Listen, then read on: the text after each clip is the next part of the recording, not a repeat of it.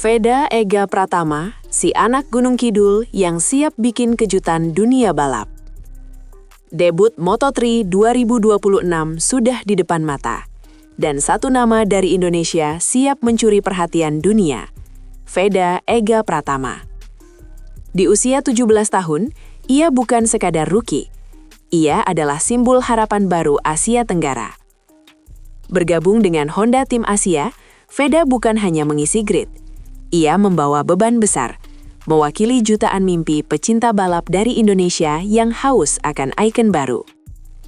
Dan dukungan yang mengiringinya bukan main-main. Red Bull, Arai, Alpine Stars, tiga nama besar yang identik dengan kecepatan dan prestasi, kini resmi menjadi bagian dari perjalanan Veda. Artinya jelas, ini bukan proyek coba-coba. Veda bukan disiapkan untuk belajar pelan-pelan, tapi diturunkan untuk bersaing. Kini, spotlight Moto3 bukan cuma soal para jagoan Eropa. Ada darah muda dari Asia yang siap menyengat. Dan jika semua ini masih terasa terlalu cepat, maka kita harus ingat, sejarah selalu ditulis oleh mereka yang berani lebih dulu. Veda sudah siap. Bagaimana dengan lawannya? Jejak prestasi. Dari juara ATC hingga runner-up Red Bull Rookies Cup. Ini bukan keajaiban instan. Jangan pernah sepelekan proses yang membawa Veda ke level ini. Sebelum debut di Moto3, ia sudah menulis prestasi menggelegar. Di Asia Talent Cup, Veda mencetak kemenangan demi kemenangan. Bukan sekali dua, tapi berulang, konsisten, dominan. Lalu ia menyeberang ke Red Bull Rookies Cup, arena yang dikenal kejam dan penuh talenta kelas dunia. Di sana, Veda bukan hanya bertahan. Ia bertarung, menyalip, memimpin, dan akhirnya menyelesaikan musim 2025 sebagai runner-up. Ini bukan pencapaian biasa. Jalur yang sama telah ditempuh Marc Marquez, Jorge Martin, dan Pedro Acosta. Jadi, saat Veda diumumkan naik ke Moto3, itu bukan keputusan gegabah, itu validasi. Ia sudah menjalani semua level ujian, mental, fisik, teknis. Jadi kalau ada yang bilang dia masih mentah, lihat dulu rekam jejaknya. Karena jika sejarah jadi tolok ukur, maka semua sinyal mengarah ke satu kata, layak.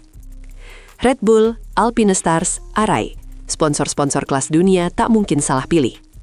Sponsor di dunia balap bukan cuma soal logo di wearpack. Ini adalah bentuk kepercayaan dan investasi. Dan lihat siapa yang ada di belakang Veda, Red Bull. Brand ini tidak sembarangan memilih atlet.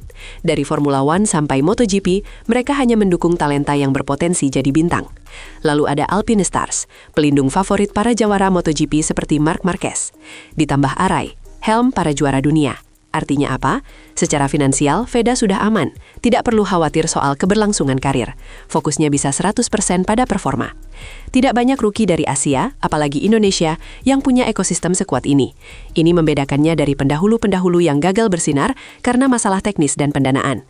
Veda memulai bukan dari nol. Ia datang ke Moto3 dengan fondasi mapan. Dan dalam dunia balap, itu setengah dari pertempuran. Pre-season Moto3. Adaptasi kilat, race pace stabil, mental baja. Tes pramusim Moto3 bukan tempat main-main. Disinilah rookie diuji secara brutal. Tapi Veda, dia langsung nyetel. Adaptasi dengan motor Moto3 yang jauh berbeda dari Red Bull Rookies Cup berjalan cepat. Race pace-nya stabil, tak banyak melakukan kesalahan. Bahkan saat harus berbagi lintasan dengan rider-rider yang lebih senior, Veda tak gentar. Ia menunjukkan bahwa ia bukan sekadar cepat di satu lap, tapi juga konsisten dalam simulasi race penuh. Paling penting, mentalnya tidak goyah. Banyak rookie datang ke Moto3 dan terintimidasi. Veda malah sebaliknya. Ia terlihat menikmati tekanan itu. Ia tahu ini level yang berbeda. Tapi ia juga tahu dia punya kualitas untuk berada di sini. Dan jika pre-season saja sudah menjanjikan, bayangkan saat bendera start dikibarkan nanti. Musim belum dimulai, tapi Veda sudah mengirim pesan keras. Siap bersaing dari awal. Ketahanan mental. Veda tidak takut tampil lawan senior Eropa. Moto3 adalah kelas neraka. Disinilah semua pembalap saling senggol, adu posisi sampai sentimeter terakhir. Tidak ada ampun untuk rookie yang ragu-ragu. Tapi Veda datang dengan mental baja. Di tes resmi, ia tidak segan menempel bahkan menyalip pembalap-pembalap Eropa yang sudah punya pengalaman 1-2 musim. Ia tak terlihat panik ketika berada di tengah rombongan. Fokusnya tajam, sikapnya tenang. Ini bukan hal sepele. Di level Grand Prix, mentalitas adalah pembeda utama antara pembalap bagus dan pembalap hebat. Dan Veda sudah menunjukkan bahwa dia punya modal itu. Ia tidak tunduk oleh nama besar lawan. Ia juga tidak silau kamera. Ini anak muda dari Gunung Kidul, tapi sikapnya seperti pembalap veteran. Dan dalam olahraga secepat Moto3, keberanian untuk tetap tenang di tengah kekacauan bisa jadi senjata mematikan. Honda Tim Asia, panggung pengembangan atau jalur cepat ke Moto2. Honda Tim Asia bukan sekedar tim pelengkap grid. Tim ini adalah jembatan antara impian dan kenyataan, khususnya untuk pembalap Asia. Sejak awal misi mereka jelas, menemukan, membina, dan mendorong rider Asia ke level dunia. Tapi pertanyaannya, apakah Veda bisa jadi nama besar berikutnya dari tim ini? Beberapa alumni Honda Tim Asia berhasil naik ke Moto2, bahkan MotoGP, seperti Takaaki Nakagami. Tapi tidak semua sukses, banyak yang mentok di Moto3, karena tak punya kombinasi skill, konsistensi, dan backing kuat. Disinilah Veda punya keunggulan. Dia datang bukan hanya dengan talenta, tapi dengan rekam jejak dan sponsor besar. Honda Tim Asia paham bahwa Veda bukan proyek satu musim. Ia adalah investasi jangka panjang. Dan jika tim ini benar-benar berkomitmen membawanya naik, maka semua alat sudah tersedia. Tinggal bagaimana Veda memanfaatkan jalur ini dengan tepat.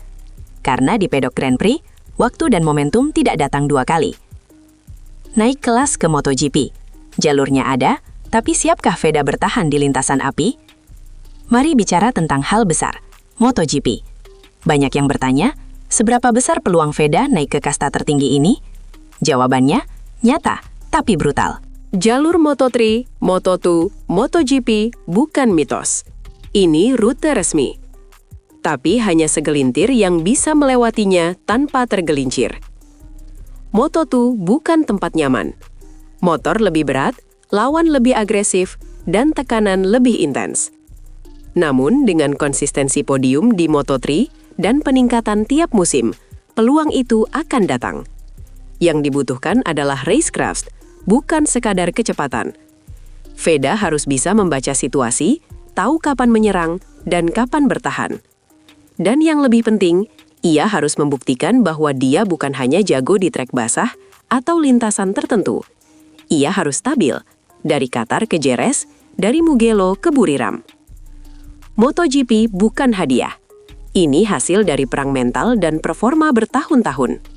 Tapi Veda sudah berdiri di gerbang jalur itu.